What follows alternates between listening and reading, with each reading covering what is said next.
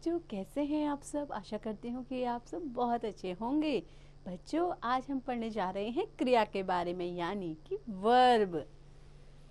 तो बच्चों, क्रिया क्या होती है यानी कि वर्ब क्या होता है, आइए इसको जानते हैं।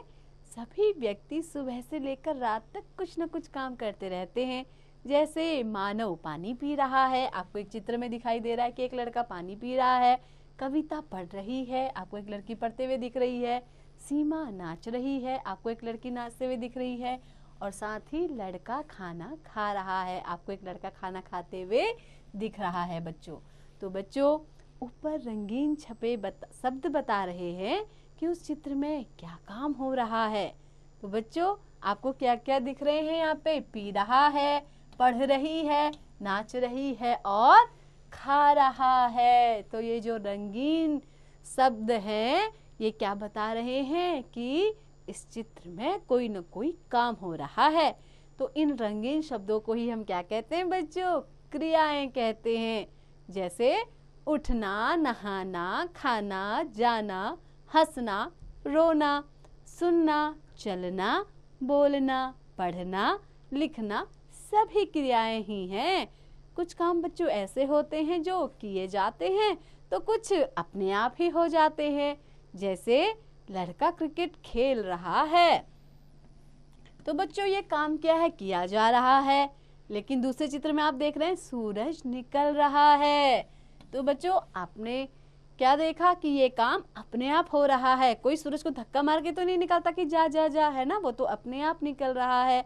तो बच्चों, जिन शब्दों से किसी काम के करने या होने का पता चलता है उन्हें क्रिया कहते हैं। तो बच्चों, यहाँ काम किया जा रहा है, यहाँ काम हो रहा है। तो करना या होना, इन दोनों का पता हमें जिन शब्दों से चलता है उसे हम क्या कहते हैं बच्चों, क्रिया कहते हैं। आपको इस पंक्ति को, इस वाक्य को याद कर लेना है, क्योंकि ये क्रिया की परिभाषा भी है।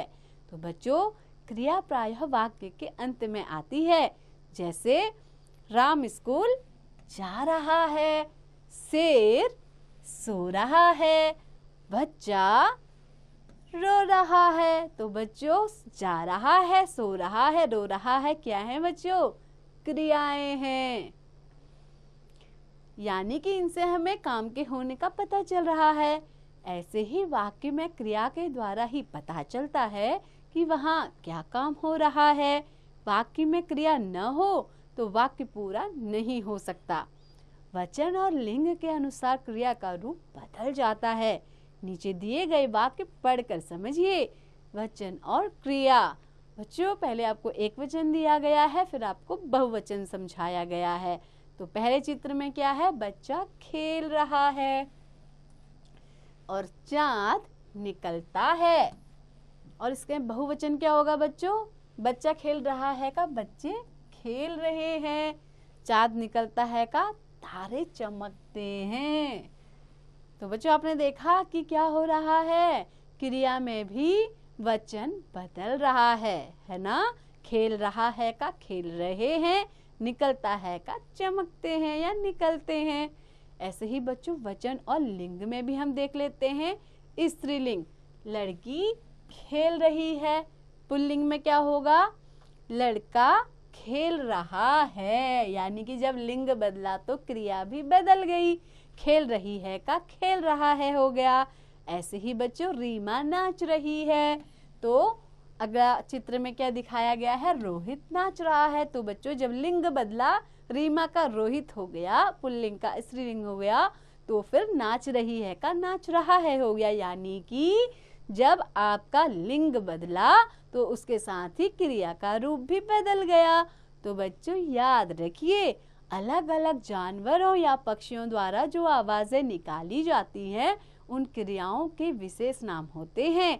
इन्हें किसी दूसरे के साथ प्रयोग नहीं किया जा सकता। जैसे भौंकना, रेंकना, रंभाना, दहाड़ना आदि।